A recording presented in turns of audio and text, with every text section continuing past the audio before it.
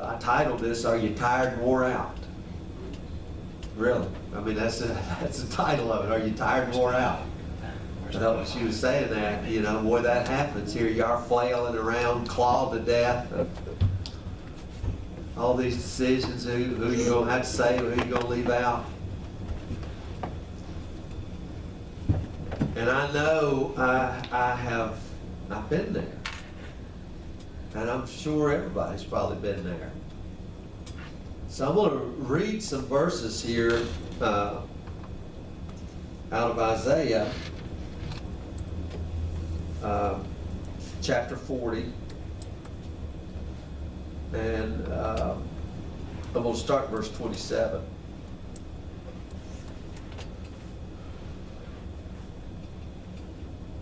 And I've got the New American Standard here again. Be a little different in King Jimmy.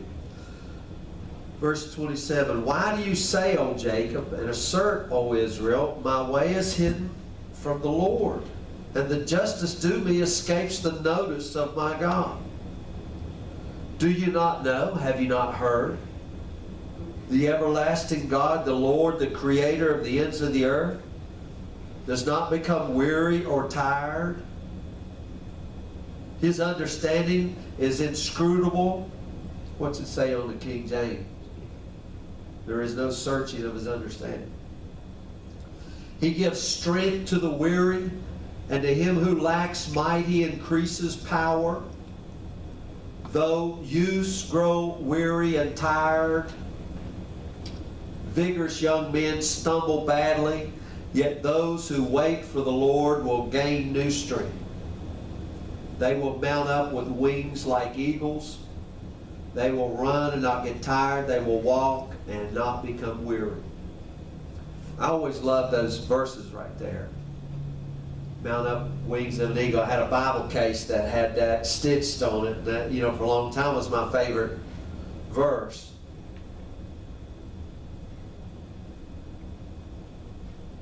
Isaiah, the prophet here, you know, we talked about him a while back, some of the amazing things that he saw, and he's describing a strange time in their spiritual history.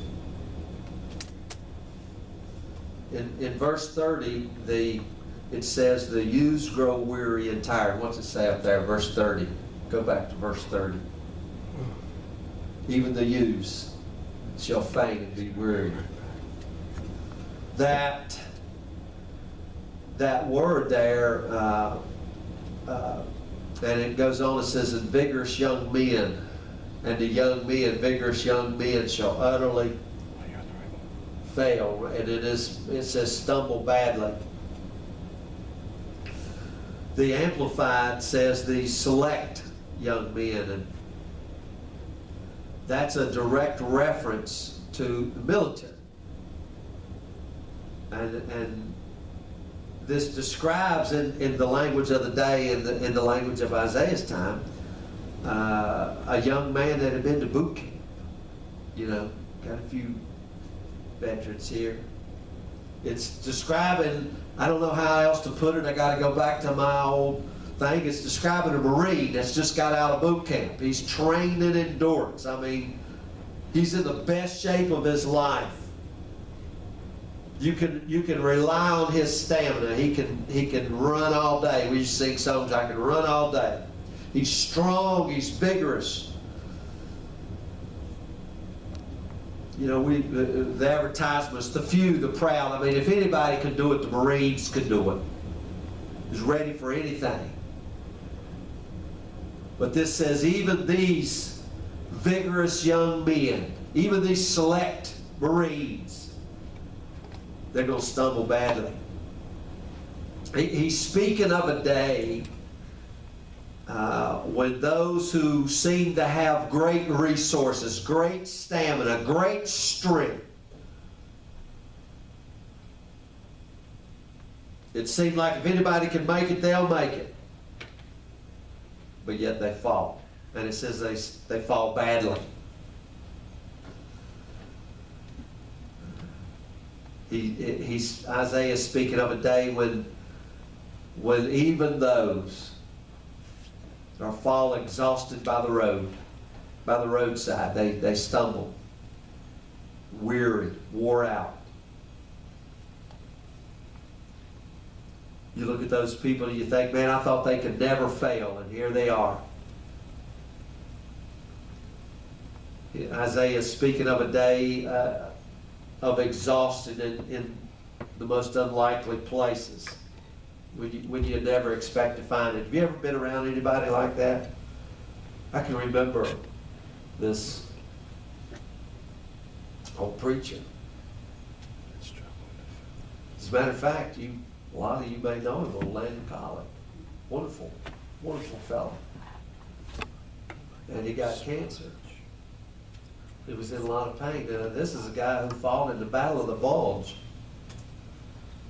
World War II. Told tremendous stories. Remember sitting under his preaching many times. Wonderful. But in the end, he got cancer and he was in so much pain, he wondered, what have I done to deserve this?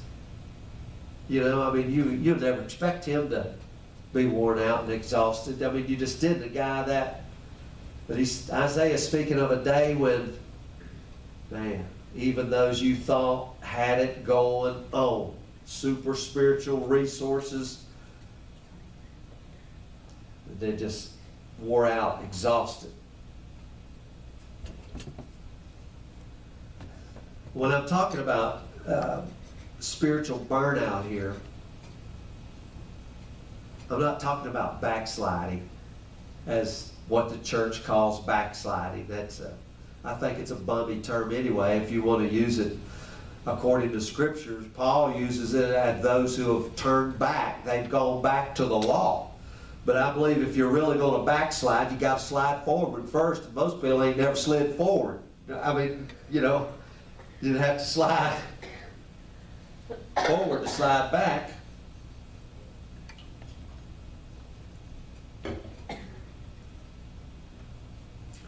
But really, those kind of people, they always got one foot out the door anyway. You know, on the fence. So, that's not what I'm talking about here. We're talking about these vigorous young men, Marines, if you will. Those that you don't expect to fall or stumble, not backsliders. These are your right-hand people. You know, people who, I use these terminologies sometimes, but we didn't have this stuff in our church, but with some of the common stuff that we had, we used deacons and elders, but in a lot of churches they have ushers and choir member, you know, people like that. People who are your steady people, you know, the ones that you just think, man, they got it going on. Come to church all the time. You can rely on them.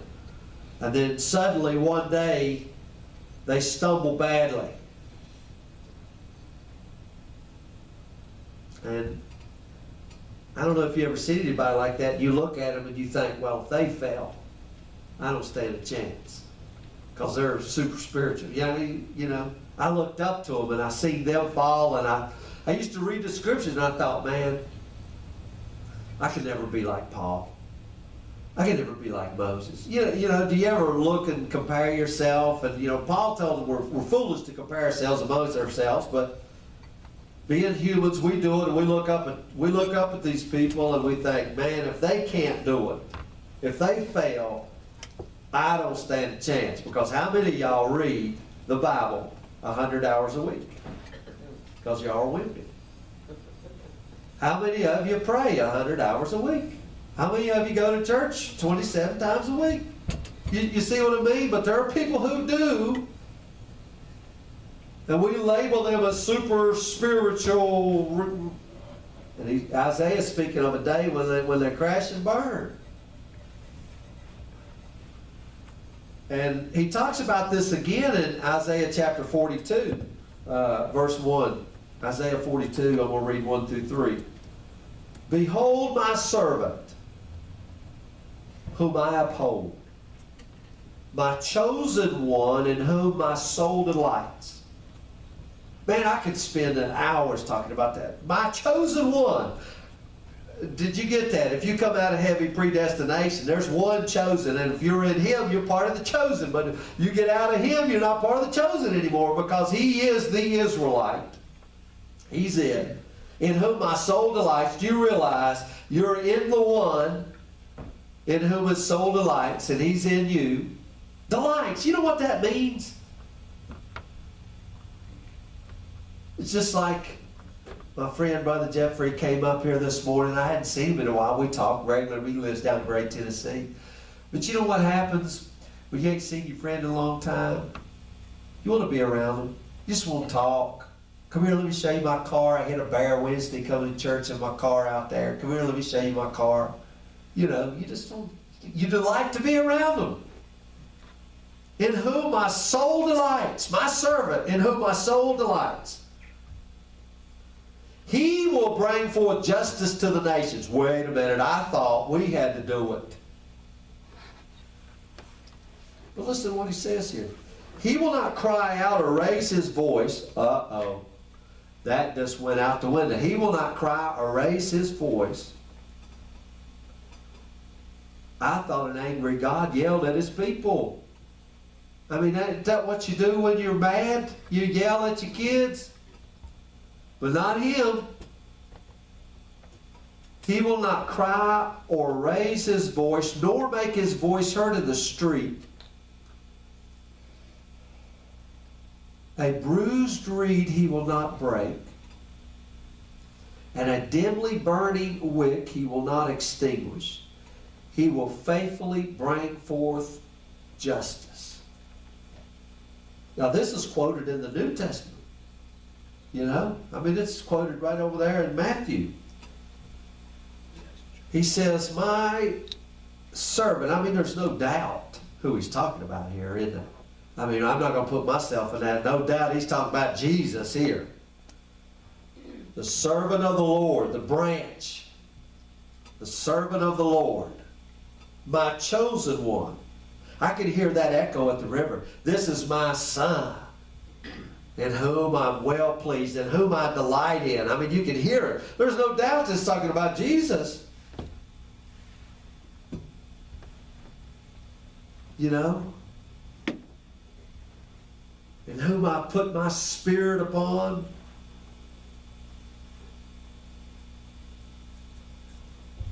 It says he will not be disheartened or crushed until he has established justice in the earth. Until he has established justice. I know what we do with them words, justice, man. Somebody's got to pay. Guess what? He has.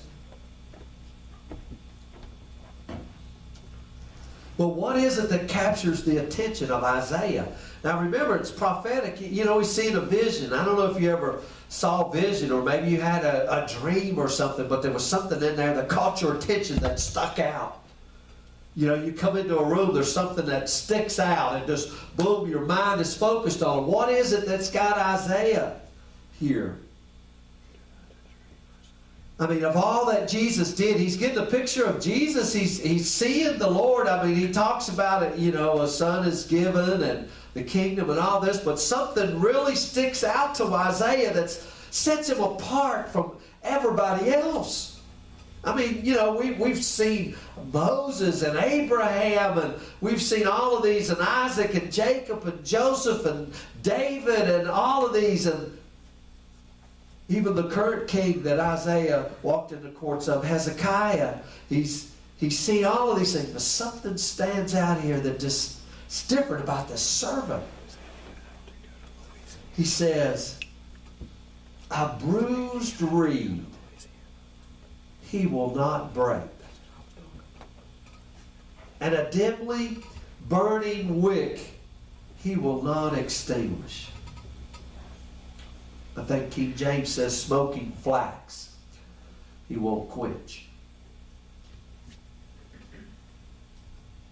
This is a key passage here in understanding spiritual burnout, if you will. Worn out, tired. I mean, what's he talking about? A bruised reed. Well, I always say you know, we try to take the Bible and make it American, but you gotta understand. They would understand what this bruised reed is, so we gotta go look and see what he's talking about. If you went down by the River Jordan in over there, the banks of the River Jordan, there's all these reeds growing. And these little children would go out and cut these reeds, and they'd hollow them out, and they'd put holes in special places, and they'd play them like a little flute. Or when your kids are growing, they get a recorder. Everybody get a little recorder to bring home and make a bunch of terrible noise on it. And they would play this thing while they're shepherding the sheep. I mean, you think shepherds old men? I mean, the kids went out and watched the sheep. That's where little David was, right? I mean, the man's got other important stuff to do, fix the roof and, you know, work on the house and do other stuff. The 10, 11-year-olds are out watching the sheep. Well, they get bored, they play games, they go down there to the river, they get them a reed and hollow it out. And sometimes in their hollowing it out, the thing would break. What do? Do you cry over it? Heck no, there's a million more. You throw that thing away, you go down and get another one. If it bends and breaks, who cares? Go get another one. There's plenty. But these reeds were very fragile. I mean, they'd break easy. I always think like picking up weeds out here. You remember, I don't know if you guys ever did, we'd pick up weeds and throw them as spears. And, you know, in the winter time when they're all dead, we'd pick them up and sword. If they broke, just go get another one. And sometimes these reeds, they would bend in their hand. And in my mind, I don't know if you've ever had this, I was thinking of a straw. You guys ever have a straw and you go to poke it down in your cup and it don't go in, the straw bends, gets a little hole in it, you can't hardly get your drink. What do? Cry over, no, there's a whole pack of straws up there. You go get another one, throw that thing away. Now, I'm telling you this because it says a bruised reed here. He's not going to break. He's going to take special tender care over this bruised reed.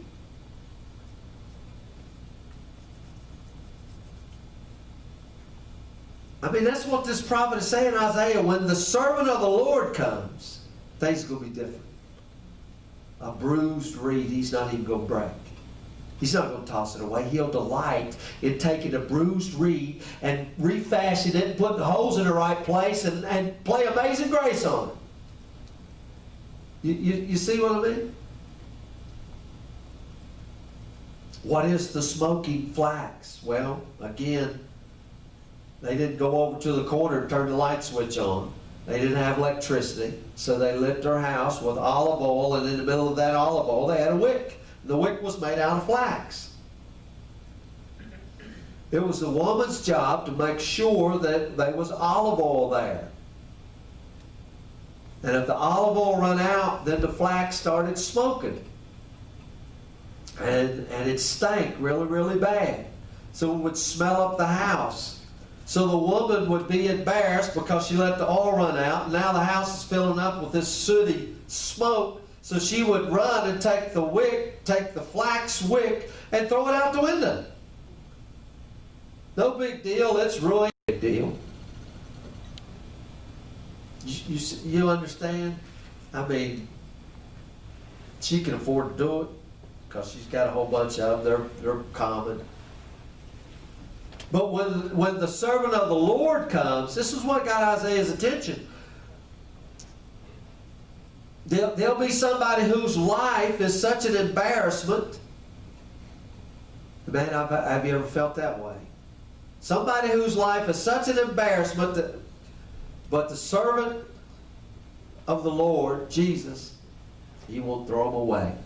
He refills them with oil, and they become the light of the world. I mean, that's what he said, wasn't it? The light of the world. Your life was an embarrassment, and now you're the light of the world. I mean, he's the one. Jesus is the one that ministers to the bruised reed and the smoking flax. Now, let me dive in just a little deeper. Just a little deeper. I've said this before, the Hebrew people, and I hope we do too, they thought in pictures, and they were poetic. I was reading a thing this morning. There was a song that came out in 1971. It was a very, very popular song. Lots of discussion on what the song was about. But the guy who wrote it, I thought was a poetic genius. I think a lot of songwriters are. And the guy's name was Don McLean. And he wrote, "Bye, bye, Miss American Pie, drove my Chevy to the left, but the levee was dry." So there's lots of talk about what this song is about. And I'm just telling you that to make a point. He's a poet. And he was writing a song that started with the death of Buddy Holly and came right up through ending the 60s, or ending the 50s, because the 50s were sort of like the American dream, man. Everything was peaceful and nice and calm, and that ended. Come right into the 60s, and chaos and riots and civil rights, and John Kennedy and Bobby and Martin Luther King. And so he brings it, and he writes that song in 1971. It's poetic, so he's telling a story. Well, the Hebrews were songwriters. David was a songwriter, so he's telling a story here. So we got to look at the poetry here. That's why it's so hard. You guys, I can remember being in high school when they give us Shakespeare, and I look at Shakespeare and I thought, this would be cool, man. Well, I know this about Shakespeare: to be or not to be. But everything else was way over my head. I thought, this guy's a blooming idiot to write stuff like that. But you know what? I mean, his stuff was, I couldn't get it. But, a lot of times we read the Bible because we try to get right down to the point. And it's poetry. It's beautiful. When they try to understand abstract ideas, they use picture language. So, smoking flax, bruised reed. They're Hebrew ideas here. And to a Hebrew, the word bruised, now remember Isaiah's the one who wrote Isaiah 53 too. He was bruised for our iniquities. The word bruised was a picture in the mind of a Hebrew to describe somebody who was discouraged, disheartened, somebody that felt like giving up,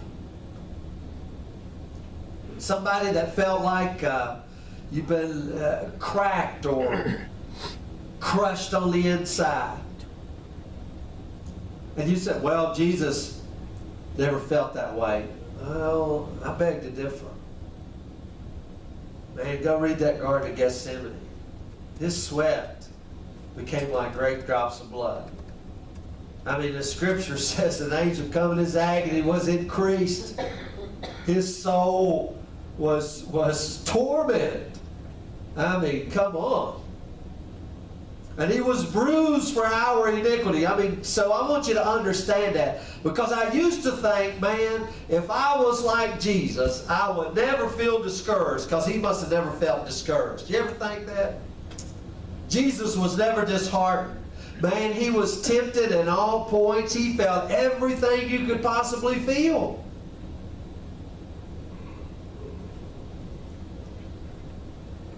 When a Hebrew person said, I'm bruised, it meant I'm so discouraged, I'm so disheartened, I feel like I've been walked on.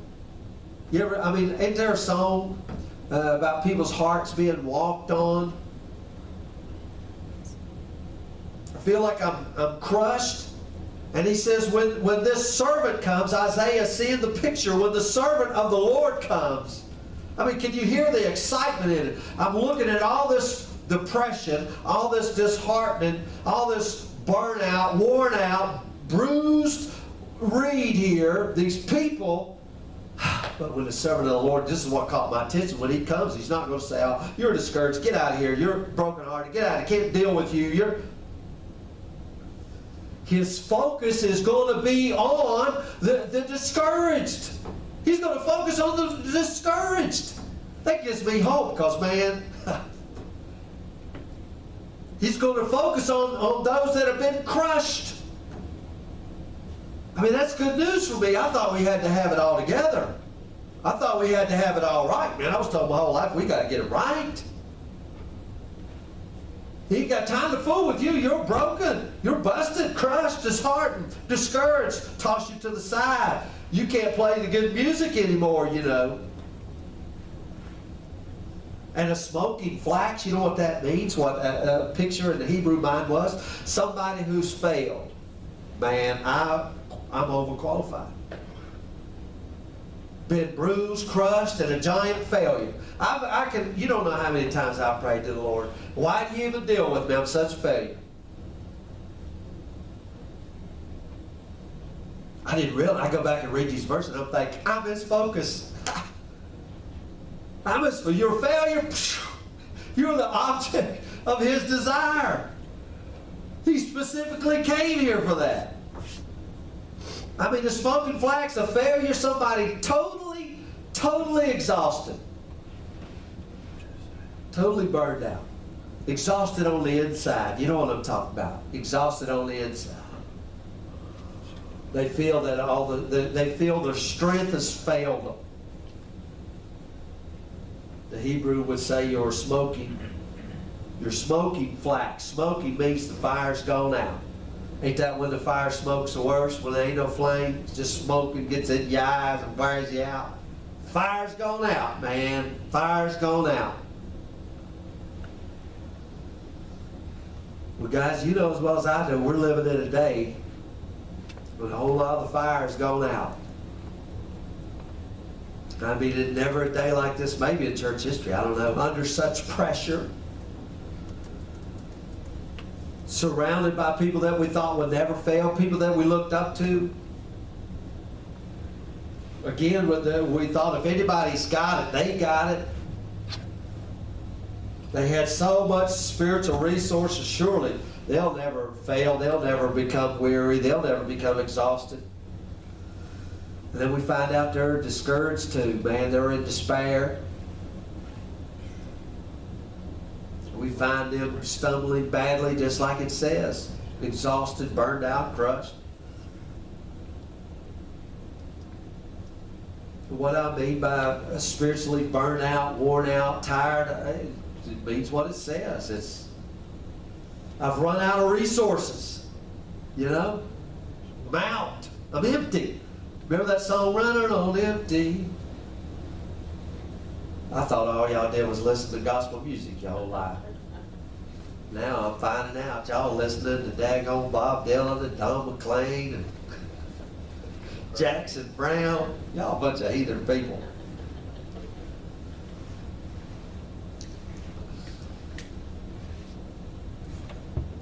Run out of spiritual resources. What that means is all of my formulas, and remember we're talking church people, all of my formulas for living a successful Christian life or building a successful ministry have failed. Everything I've tried to do has failed. Trust me, you know how much advice I got for how to build a successful ministry. And you know what? I tried a whole bunch of it. And all it does is just wear you out. Swear you out. Oh, if we get this right, then this will happen. If we do this, then this will happen. If we do this, and you know what? You do it, and you become exhausted, you become worn out, and it just, you run out of resources. I mean, you do everything that the spiritual gurus told you to do, and then I got to come to a point where I got to be honest before God, and I got to say, you know what? It ain't working. And that's what I mean when you run out of spiritual resources. It's a spiritual matter, but it's going to affect you emotionally. When you run out of spiritual resources, it's going to affect you emotionally. It's going to affect you mentally. And soon it's going to affect you physically because you're a worry wart and everything else is going to come on. And which leads to frustration. You ever wonder, I would get so tired. I mean, the scripture says, abide in me. How in the world? I mean, if I could get into him, I'd stay there. But I mean, I'm lost. I'm done for. I just can't do it. All this stuff, abide in me. What the heck are you talking about? Make contact. You ever heard that? You got to make contact with God. Because I know everything I need is in the throne. God's sitting on the throne, and all his power and resources is pulsating from that throne. And if I could just make contact with God, oh, how many times, if I could just touch the hem of his garment, I've just got to reach out somebody, he's passing by, and oh my God, he's walking, Jesus, slow down a little bit, let me catch up to you. I just reach out and I make contact, and then I'll have the resources. I just can't seem to do it. Frustrated and burnt out. Did everything they told you to do. Prayed all the prayers they told you to pray. And it just don't work. Burn out, run out. I'm sure you guys probably heard make contact, touchy. You know, one thing, you know, you don't have to touch the hem of his garment anymore. You know why? He ain't passing by no more. He done took up residence anyway. It is a big difference because Jesus came in the end of the world. He came in the law day world where he was in a physical body. He still got a physical body, but now that Spirit, his Holy Spirit lives in you, but got to make contact. Again, it's like Denise said, he's way over there. And somehow I got to, you know, here's another song, I got to break on through to the other side. That's the Doors, in case y'all was wondering. It means I'm on a desperate search. I got to seek the Lord. I got to find him out. I'm on a search for the ultimate formula to prop up my belief system. Because my belief system isn't working. I got to get the right formula. Let me talk to you about belief system here just a little bit. I mean, what do you really believe? When all the hype is over, when all the shouting's done, when you're down to gut level, what do you believe? You know, what do you believe about being accepted of the Lord? People say, oh, I'm accepted of the Lord. What do you really believe about that? Because you're living in a lot of anxiety, worried about you sin. You come up front every daggone week and waller in the floor, so you must not really believe you're accepted of the Lord too much. I mean, what do you really believe about how you're going to face God in this very moment of time? I mean, people always say, well, you know, I mean, it's going to be a judgment. I mean, I hope. I don't know. Been a Christian my whole life, born again, accepted that God, my sins are forgiven, but I don't really know. You know, that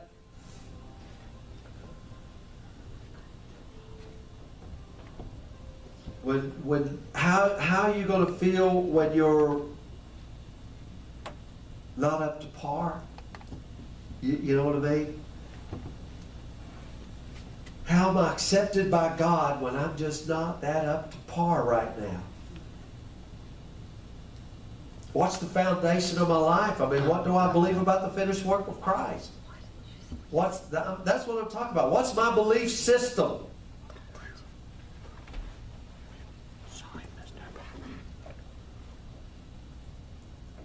We live in an age today when people don't even have a belief system. Their belief system is a zapping.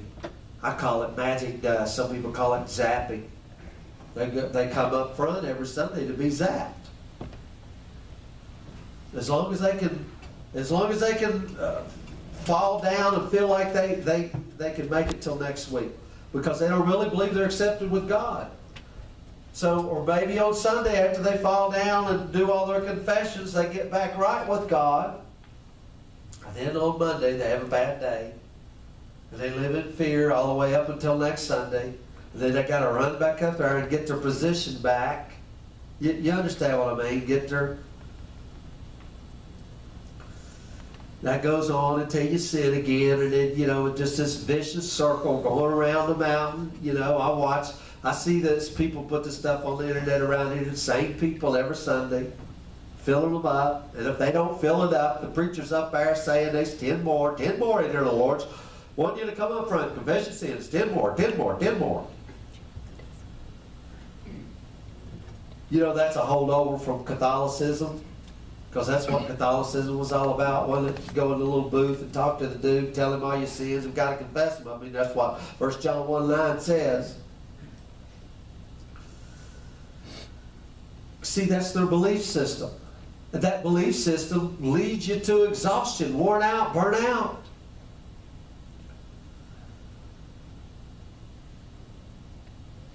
And the fact is, and we got to face this fact, if I find myself in spiritual exhaustion, burnout, even beginning to burn out, then there's something has to be wrong with my belief system, because it doesn't line up.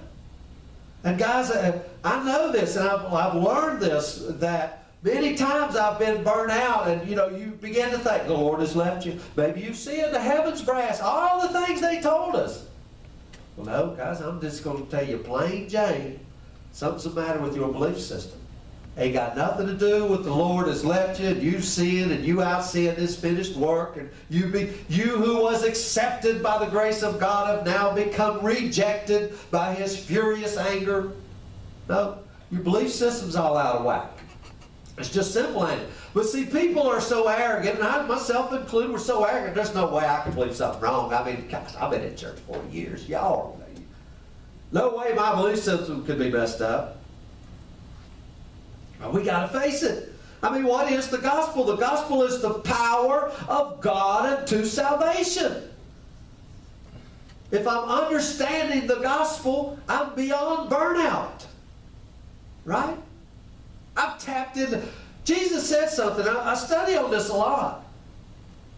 He says, if you drink of this water, you'll never thirst again. Every time I read that, I say, hang on a minute.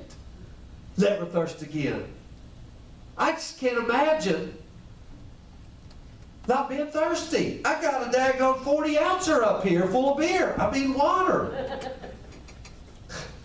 See if y'all's paying attention. But I'd never thirst again. I'm telling you, if you understand the gospel, you're beyond spiritual burnout. Because, I mean, endless resource here. So there has to be something wrong with my belief system. And if there's something wrong with my belief system, we try to find something to prop it up with. That's why there's so many man-made inventions that have came into the church, especially in the last 150 years. Lots of things. Do you realize that Paul never preached a revival? I don't know if you knew that, but he didn't say we're going to have a church revival down in Ephesus, and I want everybody. Didn't do it. Why? Because you're alive. Revival means you're dead, and I got to revive you, get you back. I mean, that's what they do when somebody goes in the hospital and they're dead, and we brought them back to life. We revive them. But it's common today, ain't it? I know people, they put up on the sign, I know people that have 2 revivals every month.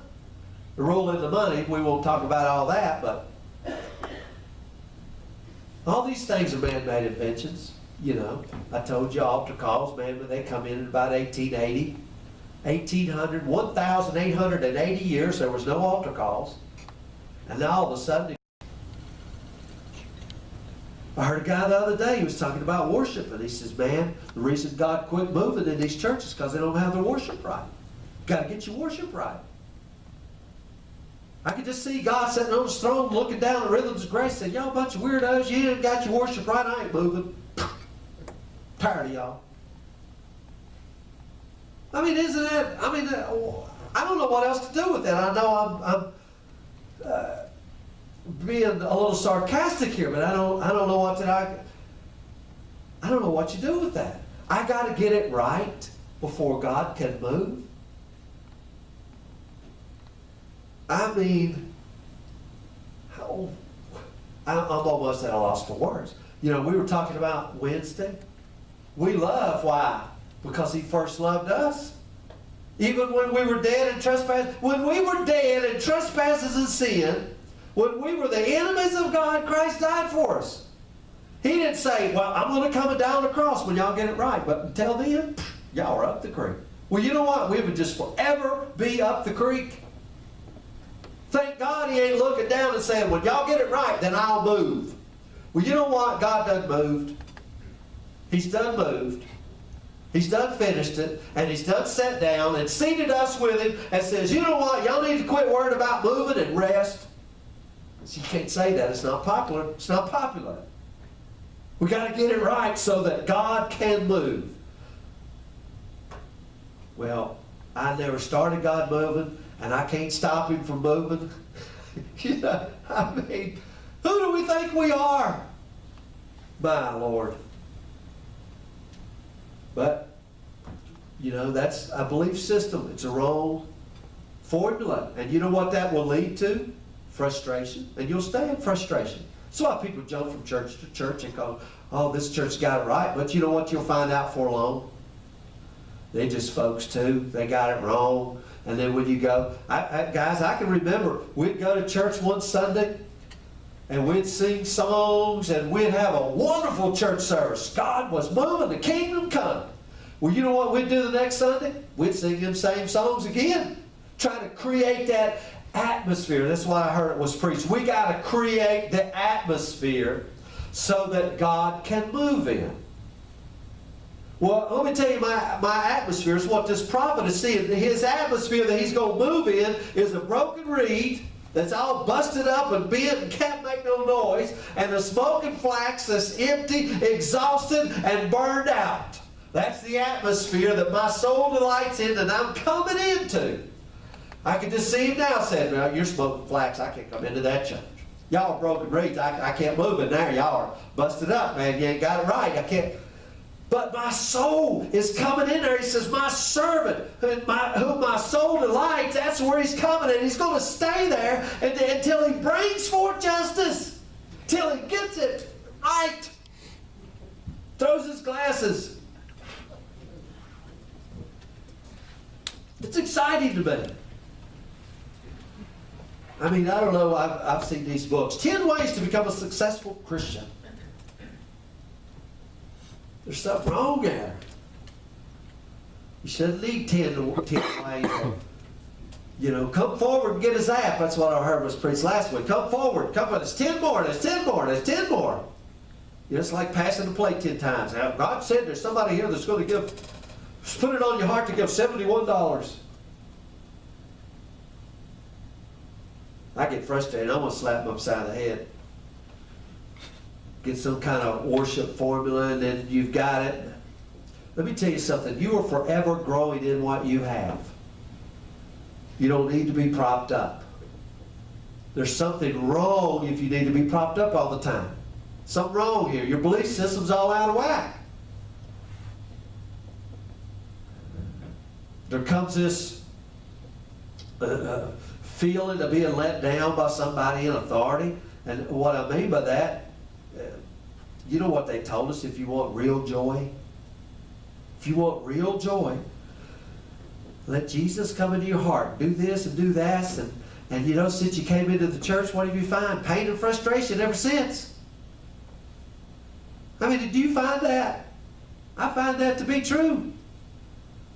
Felt like I got let down, man. You told me that if I come into the church and the Lord came into my heart, joy and peace the rest of my life.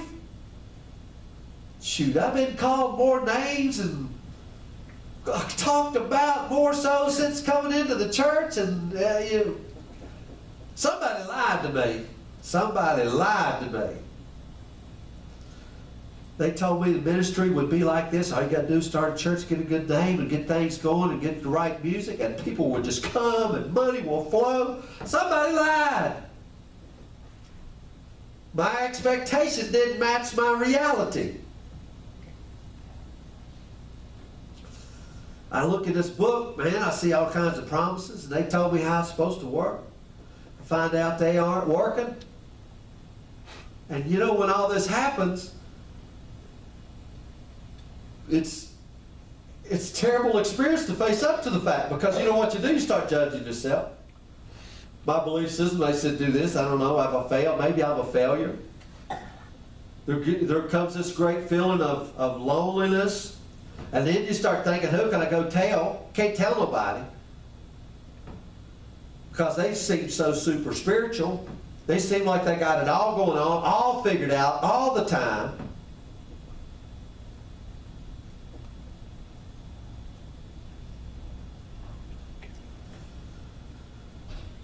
And then inside of that, I feel like I'm the only one. I'm the only one that feels inadequate. I used to think, man, I'm the only one. The Lord's, all the people He's dealt with, and He looked at me and said, man, you're the, I just don't know about you. I feel like the black sheep of God's family. The oddball, the weirdo. You ever feel like that? I'm the weirdo.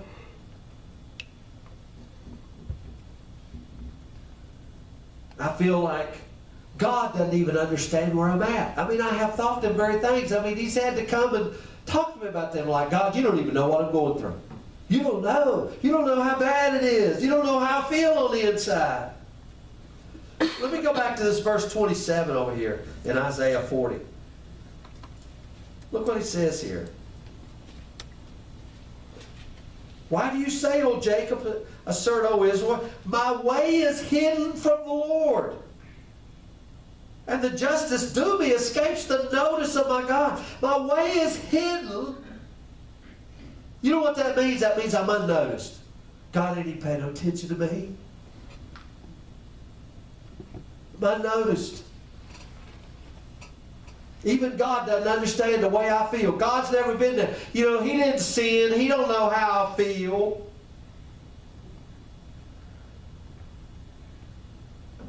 And also what He's saying here, the way God is supposed to be dealing with me, like what I thought He said He was going to deal with me, it's not coming. It's not happening. I feel alone. I thought it was always going to be. You know, I hear this, man, I hear a lot of stuff all the time. If you'll just ask the Lord, anything you ask in His name, He'll give it to you.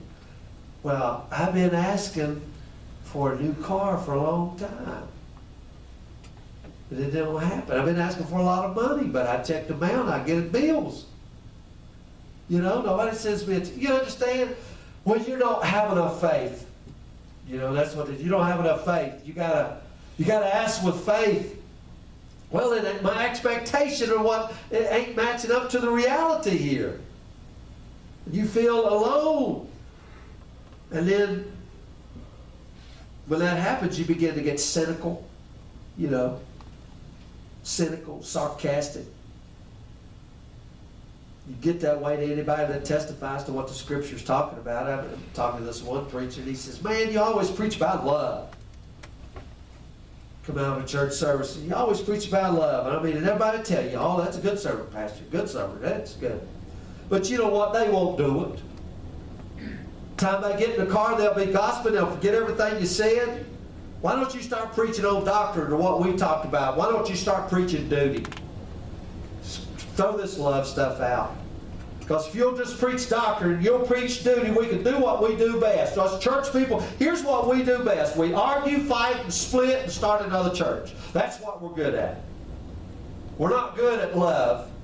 We're not good at, this is how they'll know you're my disciples if you love one another. We're good at arguing, fighting, splitting, and starting another church. That's what we're good at. The guy says, you know what, it ain't working for me, it ain't working for them, it ain't working, so just forget it. It's a joke. But people feel that way. And you know, when that happens, a lot of times people fall into sin, they fall into great discouragement. And the reason they've been taught the gospel wrong, I don't know another way to say it, they've been taught wrong. They haven't been taught how to live the Christian life. The burned out person becomes frustrated because it doesn't work. The burned out person says, well, you know what? My sins are forgiven. I'm going to heaven when I die, but I'm here in the middle living in some vacuum and just hoping to get out of here because I hate it. I hate every moment. You know, I mean, and lives are lived that way. Oh, God, it's Monday. Worst day of the week. What they call Wednesday, hump day. Just, you know, struggling to get out there. Oh, I made it. And I can roll down the hill to Friday and maybe thank God it's Friday and I can rest. I'm so weary. Exhausted. You've been taught wrong. I mean, how many people wake up on a Tuesday morning? All right. Man, there's life here. It's joy. I'm living from, not for, I'm living from life himself. I'm not living for Jesus. Now, throw that out the window. Your belief system is wrong. I'm living from. So much from that out of your belly will begin to flow rivers of living water.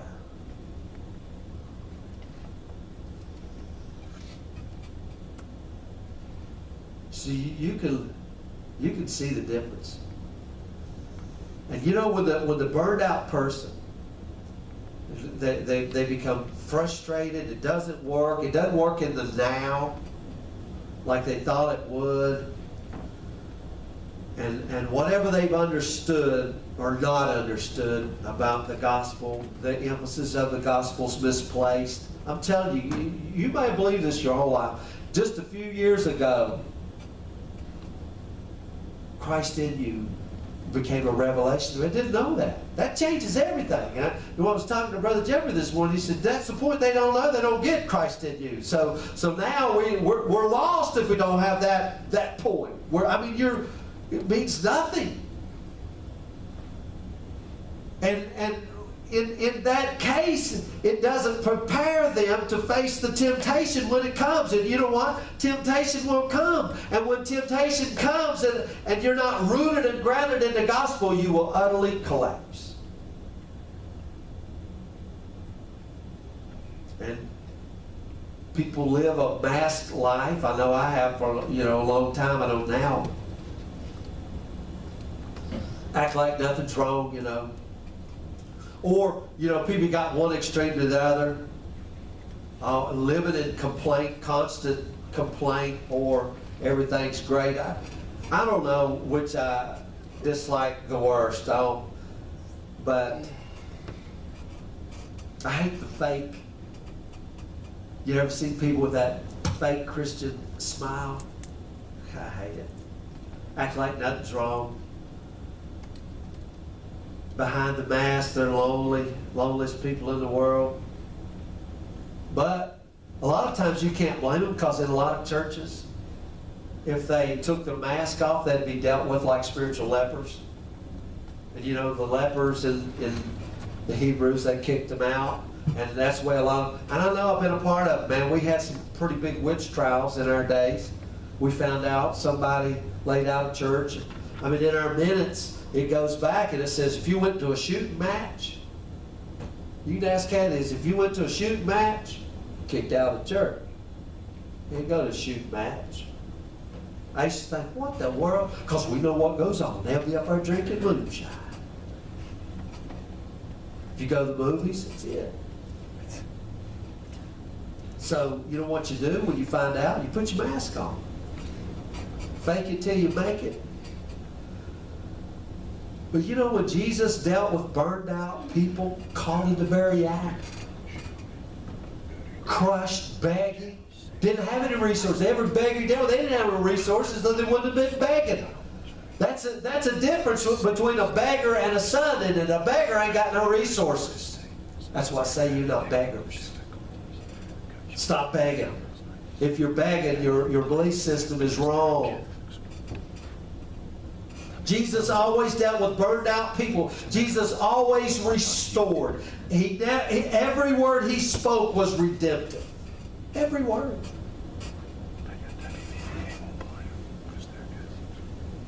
I mean, there's a life in Christ that fulfills every salvation promise that God ever made now. Even if nobody gets it, if nobody acts like it, nobody walks in it, it's there. It's the truth of God. It's who He is. It was meant to be lived here and now. here and now. That's the difference. That's the hope that the world sees, that they think, man. Paul, he wrote to the church at Ephesus. And I know when we see the church at Ephesus, we see these churches, we think, oh, these great spiritual people probably had these great cathedrals, you know, tinted, or not tinted, whatever, stained glass windows, and Leonardo da Vinci paintings on the wall, the Sistine Chapel, these church at Ephesus, these holy spiritual saints. You know who these people were? They were a bunch of dock workers. You know what dock workers are? Probably didn't have the best language in the world. They would get sweaty and smelly loading up the ships that would head across the Mediterranean. And they're just out there probably smoking cigarettes, might even be chewing tobacco and spitting. And then they're just kind of rough, and they didn't wear the best clothes, and they were poor people. They were working class citizens, just old common folks like all of us, just old common folk. He looked at them, and Paul says, you know what I'm praying for you? That you might know the love of Christ that passes understanding. He's praying this to dock workers, old railroad people, coal miners. That you might know the love of Christ that passes understanding. Passes knowledge, in order that you might be filled up to the fullness. Filled to the brim with the fullness of God. Now come on, Paul, that's a little bit much for a bunch of old hick coal miners. People that, you know, work in the lumber yard and the railroad and the common folks. That's a bit much, Paul. Let's save that for T.D. Jakes and the Billy Grahams and all, you know, Joseph Prince. Not for the common folk. That's for the super spiritual. Paul's praying this for them, for you and me. I mean, I know we think that's reserved for the spiritual saints. I mean, these guys got to go to work. I can remember when I was in Alabama, and I met a bunch of these other preachers. The first question, they asked me, I didn't even know what they was talking about. Are you full-time? And I said, yeah, I'm full-time. They said, oh yeah, how long you been a full-time preacher? I said, oh no, I thought you'd been a full-time worker. I've been on the railroad for 28 years. I didn't know what you meant. I mean, that's how stupid and out of place I was. Are you full-time? Because, you know, if you wasn't full-time, they looked at you like you was a subhuman, like you don't really have faith.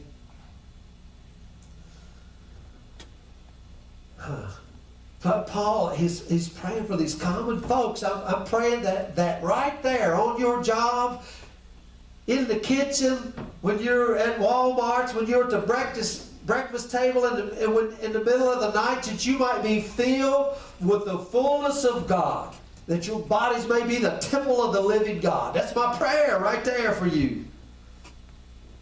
Paul, when he prayed that, he knew that some people would come around and say, Paul, that's a bit too much.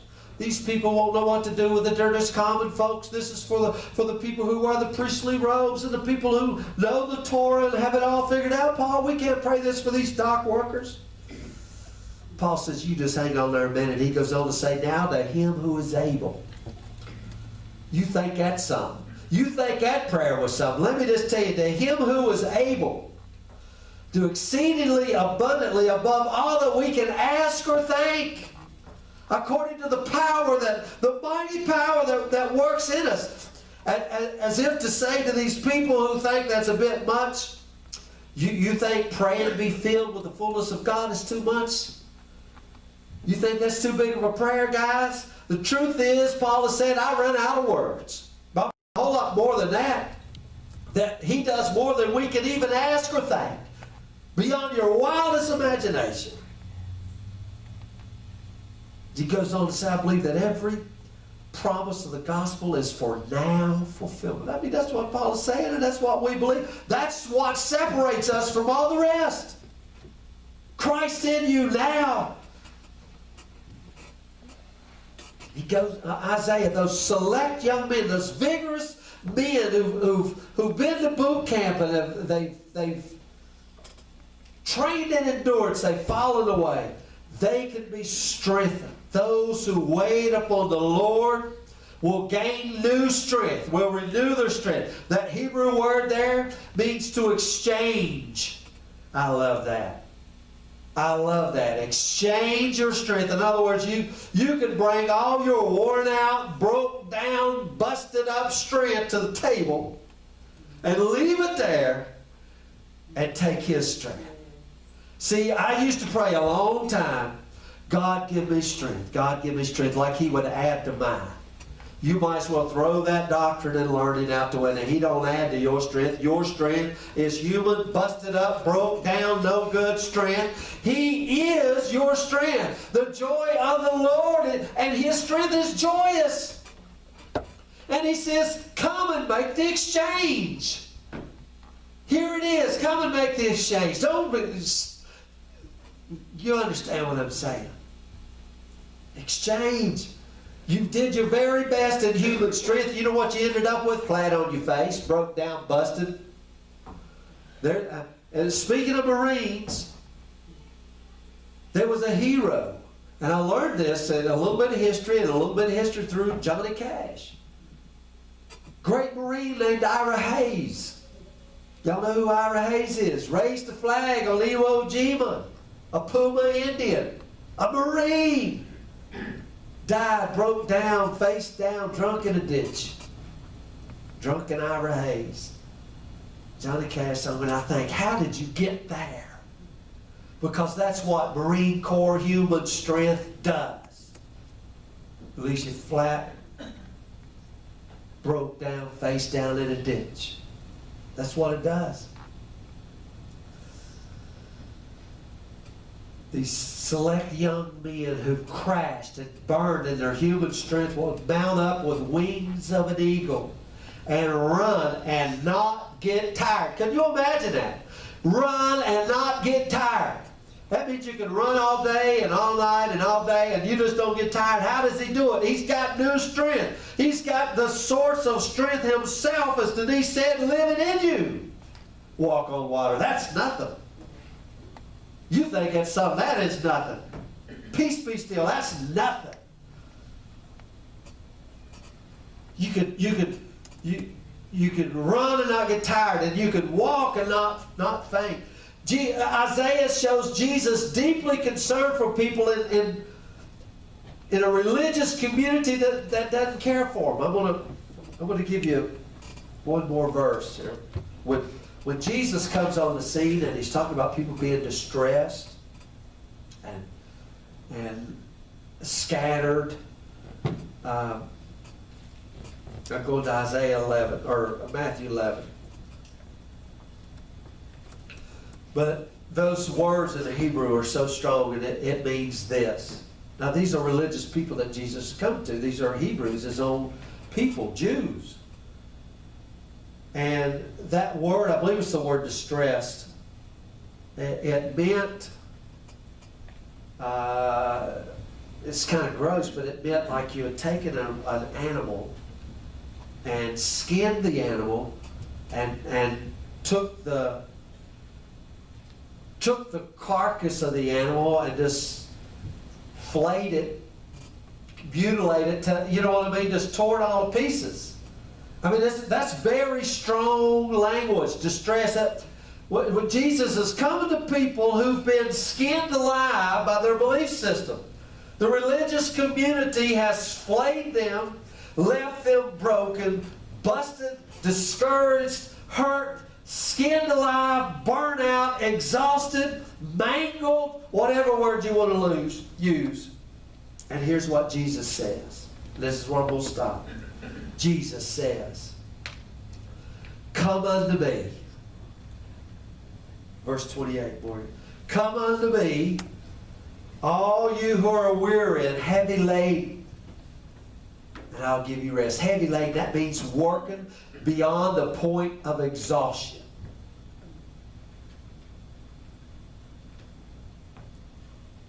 Who are weary, heavy laden. Take my yoke upon you. Learn of me. I don't know if we believe this or not, for I am gentle, humble in heart. Gentle. Man, I thought it was violent and punishing sins and getting everybody and busting them up and and throwing those broken reeds and bruised reeds and smoking flax away because he don't want nothing to do with them. And he says, and you will find rest for your souls. For my yoke is easy and my burden is light. Let me tell you something. I was talking to old Brother Jeffrey yesterday. He'd kill me if he goes and watches this thing. But they were talking about the law. And he says, well, the law was once written on the tables of stone. Well, now they're written in the heart, which is still the same thing, still the same condemnation. But I want you to understand what he was talking about.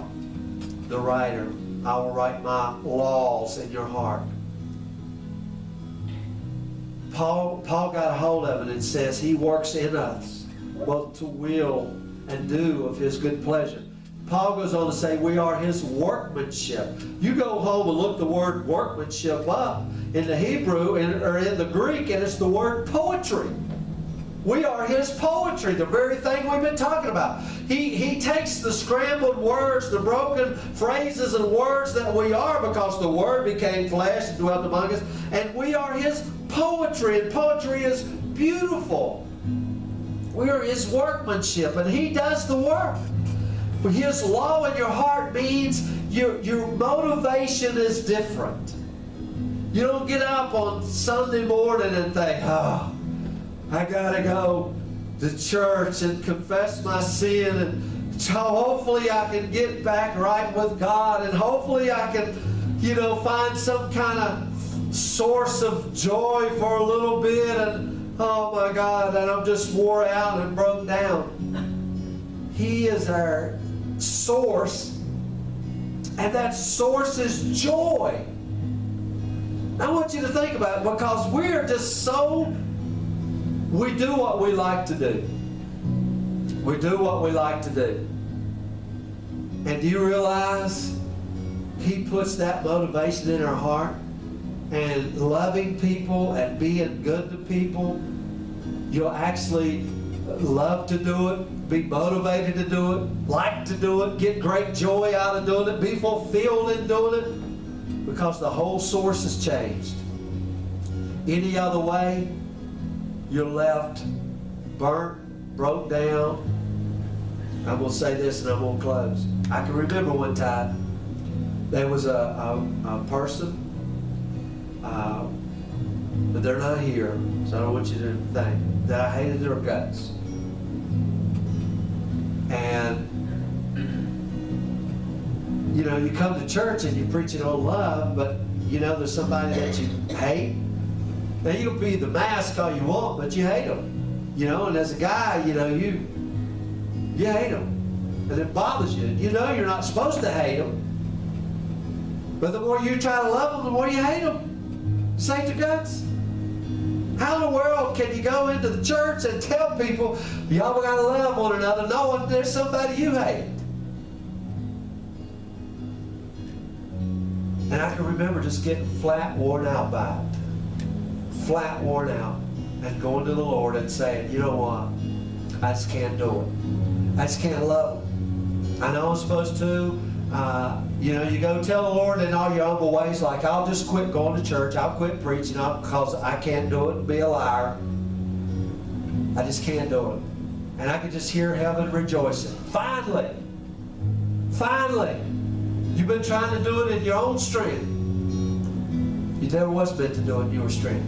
Take my strength. Take my yoke upon you. Learn of me. And you know what? It's not long before you begin to pray for them.